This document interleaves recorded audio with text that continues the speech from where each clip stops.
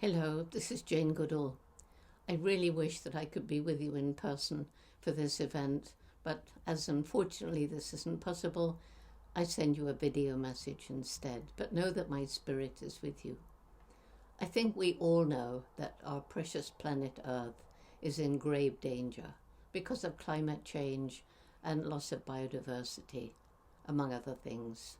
We all need to act together if we want to save Mother Earth for our great-grandchildren and theirs. Of course, there are many actions that can be taken by governments and businesses, but there's also a lot that we can do as individuals to make a difference. One thing, of course, is to make ethical choices in how we live, especially what we buy and what we eat. When we buy food, we can ask ourselves if its production harmed the environment or caused suffering to animals. And if it did, then we shouldn't buy it. Around the world, there are billions and billions of animals raised for meat, eggs, and milk. And many of these animals are raised in the most terrible conditions, in so-called factory farms. This is because people are eating more and more meat, and they want it to be as cheap as possible. So why is this important?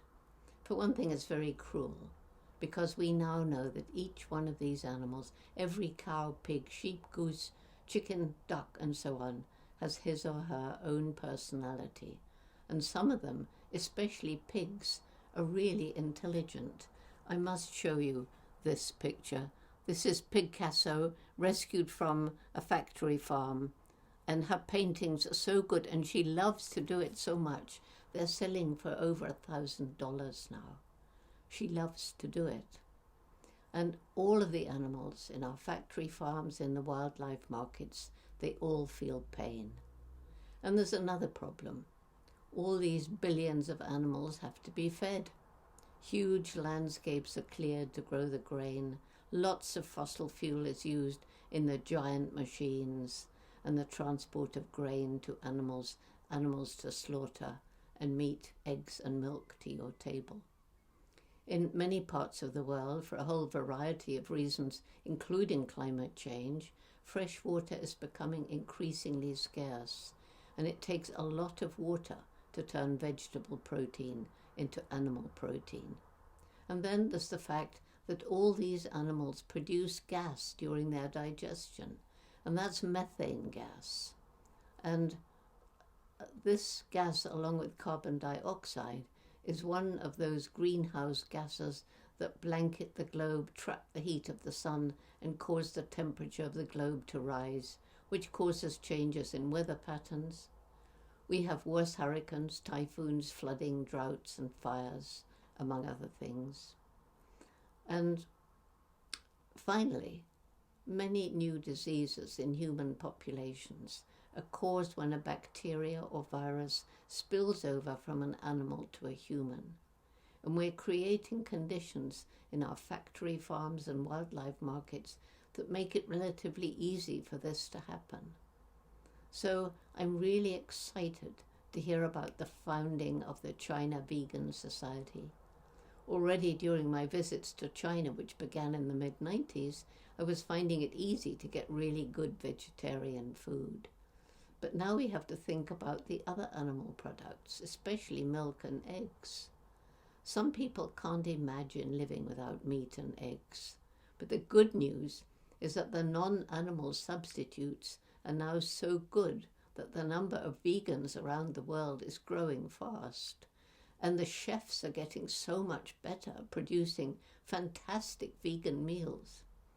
And in fact, these alternatives to meat are often too good, so good that I can't eat them because I've come to hate the taste of meat.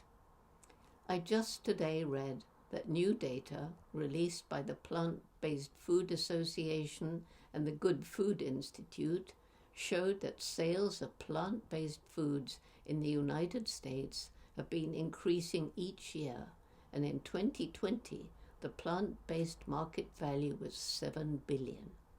And that's partly because people hate cruelty to animals, partly because they're concerned about the environmental impact, and partly because it makes them feel so much better. That's the final point I want to make, and that is that turning to a plant-based diet improves your health. I've been vegetarian since about 1970 and almost totally vegan for this past year. It was quite easy being grounded in the home where I grew up. I'm never sick and I'm full of energy, even though I've entered my 88th year on planet Earth. Many athletes will tell you the same. Changing your diet isn't something that needs to happen suddenly. You can start by having one meatless or vegan day a week, then perhaps two. Every little step helps the planet, helps animals, and helps you. So, huge congratulations to the China Vegan Society. I encourage everyone to try plant-based foods and see how great you feel. It's good for the planet, good for animals, and good for you. So thank you for inviting me to contribute these few remarks, and great success to the China Vegan Society. Bye.